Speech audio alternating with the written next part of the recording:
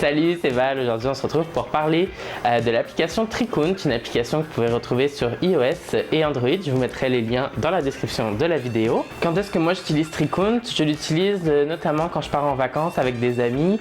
Justement, si vous n'avez pas encore vu la vidéo des 10 choses à faire avant de partir en vacances, je vous mets le lien de la vidéo dans le petit i qui se trouve juste en haut. Je l'utilise aussi quand on fait des grosses activités et qu'il y a plusieurs personnes qui contribuent aux dépenses. Je le rentre dans Tricount. Et je l'utilise aussi quand on fait des cadeaux en commun, notamment dans ma famille pour Noël.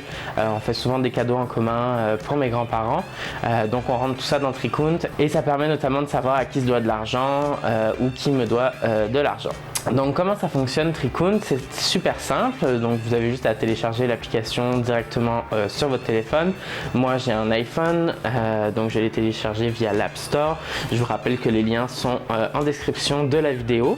Donc une fois que vous avez téléchargé l'application sur votre cellulaire, vous ouvrez l'application. Donc là je vais pouvoir créer un nouveau Tricount. Donc je vais aller dans le plus, je vais faire nouveau Tricount. Là vous allez sélectionner le titre de votre Tricount. Donc moi je vais mettre vidéo YouTube.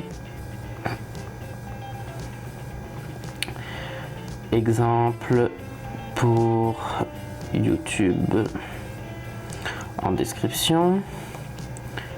La devise, vous allez devoir mettre celle que vous utilisez le plus pour ce Tricount là. Donc moi je suis au Canada, je vais mettre le dollar canadien. Mais par exemple quand on est allé aux États-Unis avec mes amis, j'avais mis dollar US pour que toutes les dépenses qu'on rentre se mettent en dollar US. Une fois que vous avez fait ça, vous allez pouvoir ajouter le nombre de participants. Dans la version gratuite, c'est jusqu'à 30 participants. Moi, j'ai la version payante, donc vous pouvez aller jusqu'à 50 participants. Donc, on va mettre moi, on va mettre par exemple Harry, on va mettre Pierre. Donc avec le petit bonhomme plus, vous pouvez aussi ajouter des gens qui sont directement dans les contacts de votre téléphone. Moi je le ferai pas parce que je veux pas forcément que vous voyez mes contacts, mais vous pouvez prendre des gens qui sont déjà dans vos répertoires. Donc on va mettre aussi, donc là on a Valentin, Harry, Pierre, puis on va mettre Martine. Tiens. Hop, et voilà. Une fois que ça c'est fait, on clique sur enregistrer et votre Tricount est créé. Une fois que ça c'est fait, on va pouvoir inscrire les dépenses qu'on a au fur et à mesure du projet, du voyage, etc. Vous comprenez le principe. Donc là, on va cliquer sur plus. On va marquer le titre de la dépense. Le titre de la dépense est vraiment très important parce que après plusieurs jours ou plusieurs semaines, il faut que vous puissiez vous rappeler exactement quelle était la dépense. Donc si par exemple on était dans un voyage, on pourrait mettre essence, aller Montréal. Et vous pouvez même ajouter une photo du ticket de caisse. Vous allez pouvoir mettre le montant, par exemple 22,54. L'essence n'est pas chère en ce moment. La date de la dépense. Et vous allez indiquer quelle personne a payé cette dépense-là. Donc en l'occurrence, par exemple, ce serait moi. Et tout le monde doit payer la dépense. Donc on laisse cocher tout le monde. On enregistre. Ensuite, on pourrait marquer, par exemple, quand on arrive à Montréal, l'hôtel, par exemple. Oups. Puis, on pourrait marquer, par exemple, 267 $. Cette fois-ci, c'est Pierre qui a payé la dépense, puis ça s'applique pas à Martine parce que elle dormait chez une amie. Donc on fait enregistrer. Ensuite, on peut marquer par exemple. Ensuite, on va pouvoir ajouter une dépense, par exemple resto du mardi soir. Le montant, on peut dire que c'est 90 $. Puis nous on s'embête pas, on divise ça entre chaque personne. Donc vous comprenez le principe, vous ajoutez au fur et à mesure les dépenses qui sont dans votre projet. Si jamais vous aviez une dépense qui est pas dans la même devise, donc par exemple, je sais pas moi, donc par exemple un abonnement internet. Je donne un exemple comme ça.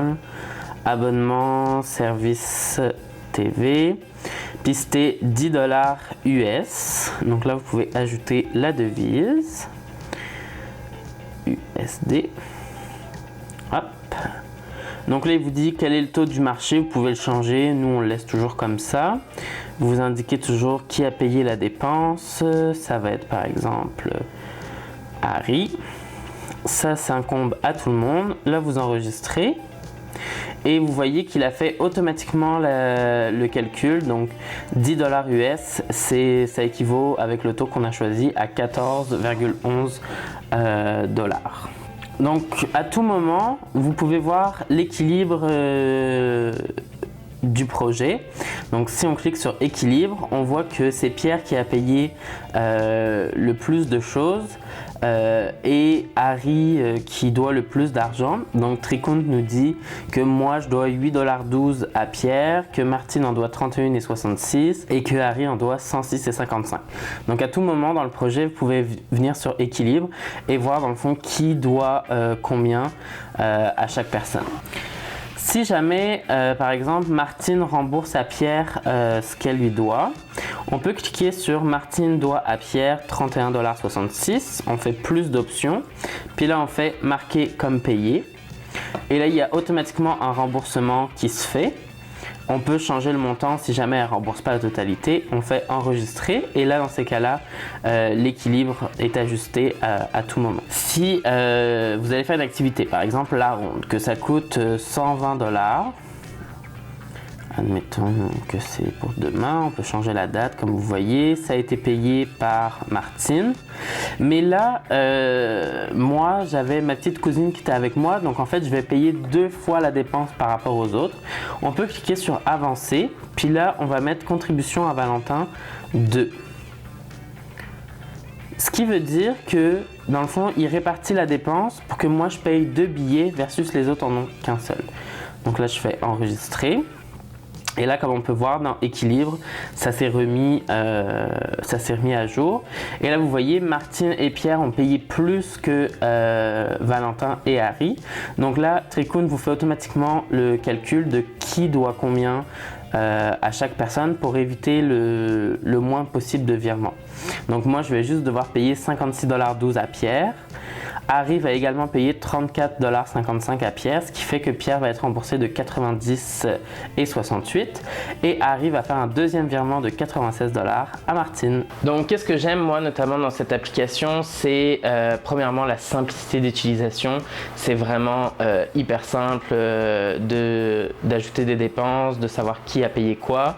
C'est gratuit, il existe aussi une version payante avec un peu plus de fonctionnalités. C'est aussi une application que tout le monde peut avoir, donc tout le monde qui est dans le groupe peut voir les dépenses, où est-ce qu'on en est rendu, etc.